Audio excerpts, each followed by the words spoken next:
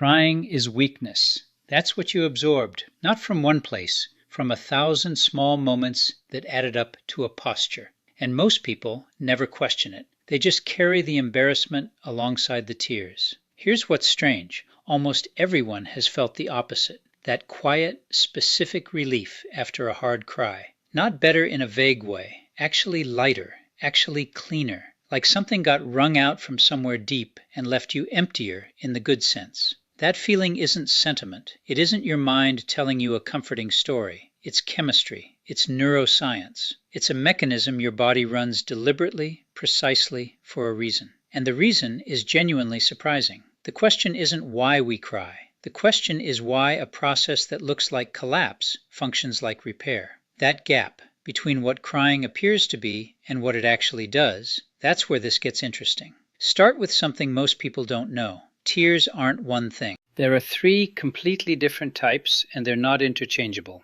Basal tears are the invisible ones. Constant, thin, automatic. The film your eyes produce with every blink just to keep the surface from drying out. You never notice them. Reflex tears are the reactive ones. Onions, smoke, something too close to your eye. Your lacrimal gland responding to a chemical irritant. Pure defense mechanism. Nothing emotional about it. And then there are emotional tears. And here's where it gets strange. Emotional tears have a measurably different chemical composition from both other types. Not a trace difference, a meaningful one. They contain elevated concentrations of ACTH, the hormone your hypothalamus releases to kick off the stress response. They contain prolactin, and they contain leucine and enkephalin, a naturally produced opioid, a painkiller your body synthesizes itself. Read that again slowly. When you cry from emotion, your tears contain stress hormones and natural painkillers. The body is using the lacrimal gland as an excretion route. It is physically removing stress chemistry from your system, secreting it out through your face. That's not poetic language, that's the actual biochemistry. When someone says they needed a good cry, they are more correct than they probably realized. The body was running chemistry it needed to get rid of, and it got rid of it. Now go one level deeper, into the brain itself. Because the chemistry is only half the mechanism. Your autonomic nervous system runs on 2 competing modes. The sympathetic system, fight or flight, heart rate elevated, cortisol high, pupils dilated, digestion halted, the whole body oriented towards a threat. And the parasympathetic system, rest and digest, heart rate dropping, breathing deepening, muscles releasing, the body signaling to itself the danger has passed. When you're emotionally overwhelmed, when you're at that edge just before tears come, you're in full sympathetic activation. The amygdala, which is your brain's threat detection hardware, is firing hard. Stress hormones are elevated. The system is running hot in a way it can't sustain indefinitely. It needs to shift. And crying is how it shifts. The physical act of crying, the specific breathing pattern, the muscle contractions around the throat and face, the release of tension, triggers parasympathetic activation. Heart rate drops. Breathing slows and deepens. The amygdala quiets. The body starts the transition from alarm state to recovery state. This is the precise thing to understand. Crying is not a symptom of being overwhelmed. Crying is the mechanism your nervous system uses to stop being overwhelmed. Not the storm, the valve that releases the pressure the storm built up. And it works quickly, which is why the relief can feel almost sudden. One moment you're underwater, then you cry. And something has genuinely shifted, not because you thought your way out, but because your body ran a process, and the process worked. But there's a layer most explanations cut here, and cutting it leaves the story half told. We are a social species. That sentence sounds soft. It isn't. It's a hard biological fact with 200,000 years of evolutionary pressure behind it. Humans who stayed in groups survived.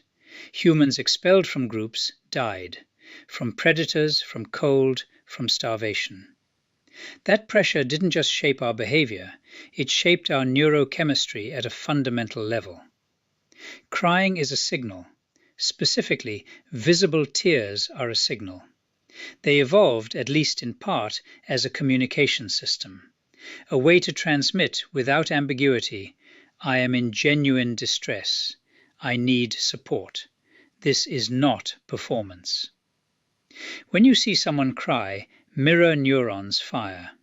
Oxytocin, the bonding hormone, gets released, not just in the person crying, in you, the witness. The signal is designed to create a response in whoever receives it, to pull another person toward you at a moment you most need pulling toward. And here's what that means neurochemically. When someone sees your tears and responds, when the signal completes its circuit, the oxytocin release is amplified. The parasympathetic shift is stronger. The relief is measurably greater than when you cry alone.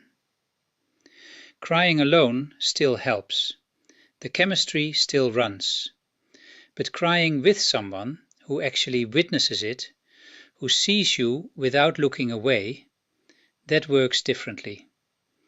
The isolation of the moment breaks. The signal lands. And something in the nervous system registers. I am not alone in this. That registration is not metaphor. It has a substrate. It happens in real tissue, with real hormones, in a brain that evolved to treat connection as survival. There is a neurological difference between being seen and not being seen, and it shows up in how well the mechanism works. Now here's the part that breaks the clean story, and I'm not going to skip it. Crying doesn't always feel good. Cry in frustration, circling an unsolvable problem with no movement, just the same loop tightening. You'll feel worse after. Cry in shame, in public, in a context where exposure feels dangerous. Same result. The relief doesn't come. Sometimes the weight gets heavier. Why? Same tears, same lacrimal gland, same body, different outcome. Context changes the neurochemistry. Specifically, rumination keeps the sympathetic nervous system engaged. If you're crying, but your mind is still locked in the painful loop, still running the threat response, still refusing to move through the feeling, the parasympathetic shift never triggers. You've had the tears without the release. The valve opened, but the pressure didn't drop because the source kept generating more. The mechanism has a condition. The emotional processing has to complete, has to move through the feeling rather than orbit it endlessly. Psychologists distinguish between processing and ruminating, and it's not a soft distinction. It's the difference between whether the mechanism works or whether it runs without doing anything.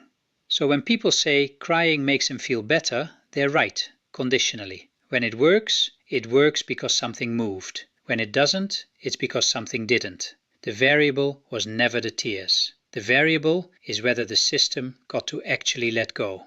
Here's where I have to stop and be precise about what we actually know versus what we just have a name for. We can describe the chemistry of emotional tears. We can map which circuits activate. We can measure the hormonal shift. We know the parasympathetic mechanism exists, and we know it works under the right conditions. What we can't tell you is why the brain arrived at this solution. Why tears? Why the lacrimal gland as the excretion route? Why not sweating or shivering or some other discharge? What was the specific evolutionary logic that chose crying as the pressure valve for emotional overload, out of dozens of options the body could have developed? No clean answer. And underneath that is something stranger. Why does emotional pain run on the same neural hardware as physical pain? fMRI studies show it clearly. Social rejection, grief, loss, being excluded, these activate the anterior cingulate cortex, the same region that processes a broken bone, the same system, the same tissue. That's not accident, that's architecture.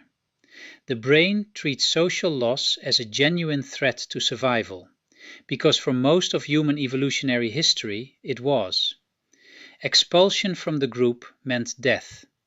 The pain of loneliness isn't dramatic language. It's a real alarm signal running on the same hardware as physical injury, because the brain never learned to distinguish between the two kinds of damage. We've mapped all of this, we've named it.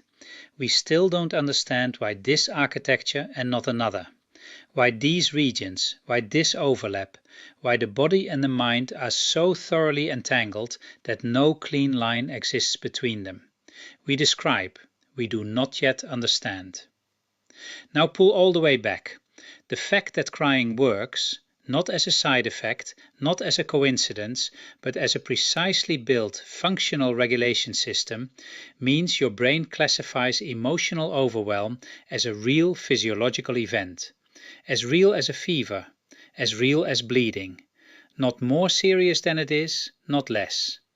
A nervous system complex enough to love things, to lose them, to grieve, to carry more than it was built to hold, that system apparently needs a release valve.